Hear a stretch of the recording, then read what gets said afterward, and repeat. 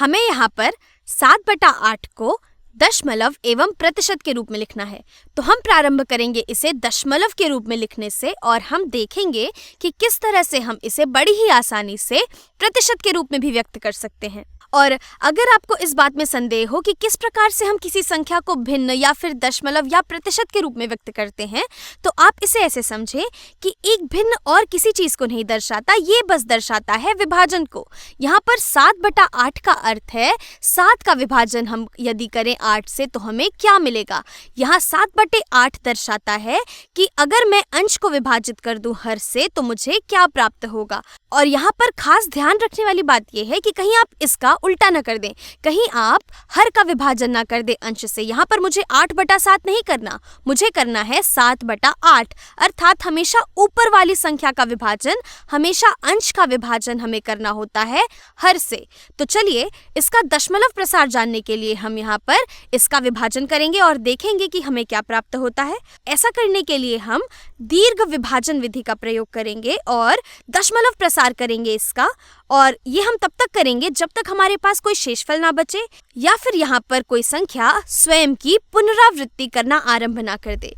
तो चलिए हम विभाजित करते हैं 7 को 8 से। तो यहाँ से 8 कितनी बार जाएगा 7 में? हम जानते हैं कि 7 छोटा है यहाँ पर 8 से, इसलिए 8 0 बार जाएगा 7 में। और इसे अच्छी तरह से समझने के लिए यहाँ पर हम 7 को ऐसे भी लिख सकते थे, मैं लिख सकती थी 7.0000। यहाँ पर दशमलव चिन्ह के बाद हम जितने मन चाहे उतने शून्य जोड़ सकते हैं। तो अब 8 जाएगा 0 बार 7 में, तो मैं ये दशमलव बिंदु ठीक इसके ऊपर यहाँ पर लगा लूंगी। 8 गुणे 0 होता है 0 के बराबर। अब यहाँ से मैं इसे घटा लूंगी तो मेरे पास बचेगा 7 में से यदि मैं 0 घटाती हूँ तो मुझे 7 ही मिलेगा। और अब हम यहाँ पर प्रारंभ कर सकते हैं यहाँ 0 को उतारना। तो यहाँ से अगर मैं एक 0 उतार लूँ तो मेरे पास आया 70। तो चलिए अब देखते हैं कि 70 में 8 कितनी बार जाएगा। 7 9 72 होता है, तो वो तो 70 से ज्यादा है, तो हम दूसरी संख्या लेते हैं, मुझसे छोटी संख्या लेते हैं। 8 28 64 होता है और 64 छोटा है 70 से। तो यहाँ पर यदि मैं 8 लिख दूं तो यहाँ पर मुझे मिलेगा 8 28 64।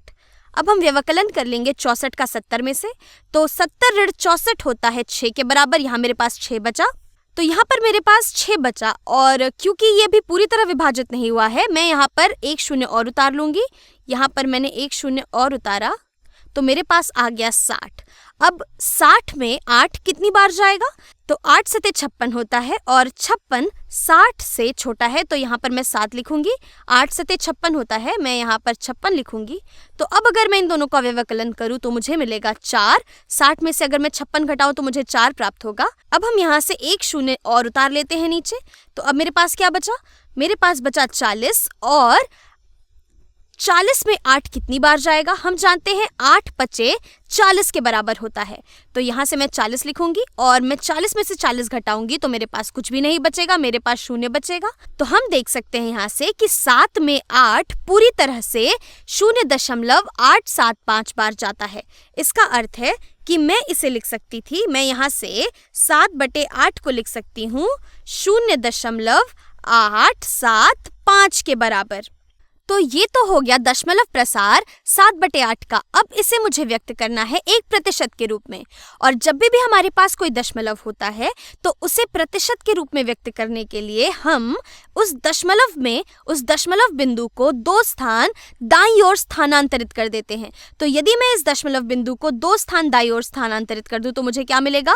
ये दशमलव बिंदु एक स्थान और यहाँ पर ये दूसरी स्थान पर आ जाएगा और ये हो जाएगा 87.5% के। ये तो मात्र छोटा तरीका हो गया इसे समझने का। और अगर आप इसे समझना चाहे कि ऐसा क्यों हुआ तो इसे मैं कह सकती हूँ कि अगर मैं चाहूँ तो मैं 0.875 को ऐसे भी लिख सकती थी। इसको मैं लिख सकती थी 875/1000। 0.875 आखिर दर्शाता है 1000 के 875वें हिस्से को। तो यहाँ पर मैंने इसे इस रूप में लिख दिया है। तो अब ये जो मुझे भिन्न मिला है, अगर मैं इस भिन्न के अंश एवं हर का विभाजन कर दूं 10 से तो मुझे क्या प्राप्त होगा? 875/10 होता है 87.5 के और 1000 बटा 10 हो जाता है 100 के बराबर।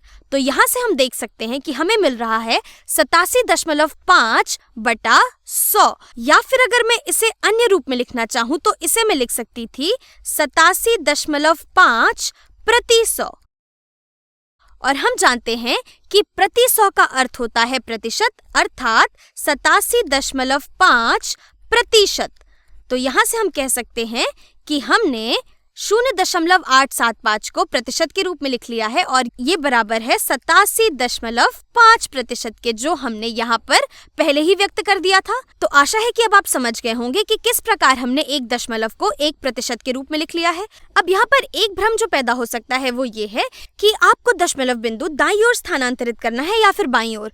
तो आप यहाँ अगर इन दोनों चीजों को देखें, आप अगर इन दोनों संख्याओं को देखें तो आप यहाँ पर देख सकते हैं कि दशमलव संख्या का मान हमारे प्रतिशत वाली संख्या के मान से 100 गुना कम है। यहाँ पर हमारे प्रतिशत की जो हम अगर सिर्फ संख्या ले लें तो ये संख्या 100 गुना ज्यादा है हमारे दशमलव वाली संख्या से, अर्थात कि मुझे दशमलव वाली संख्या में 100 का गुणन करना होगा अपनी प्रतिशत वाली संख्या में पहुंचने के लिए। इसलिए अगर हम एक दशमलव में 100 का गुणन करते हैं तो जाहिर सी बात है कि मुझे दाईं ओर अपने दशमलव बिंदु को ले जाना होगा। इसलिए हम यहाँ पर दाईं ओर स्थानांतरित करते हैं इस दशमलव बिंदु को। या फिर अगर आप इसे ऐसे समझें कि अगर मैं 0.875 में गुणन एवं विभाजन कर दूं 100 से, तो हमारे इस दशमलव पे कोई भी फर्क नहीं पड़ेगा क्योंकि हम समान संख्या से गुणन एवं विभाजन कर रहे हैं।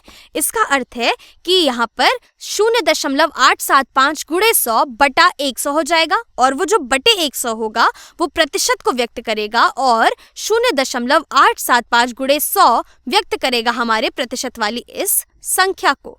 तो हम कह सकते हैं कि 0.875 बराबर होता है 87.5% के।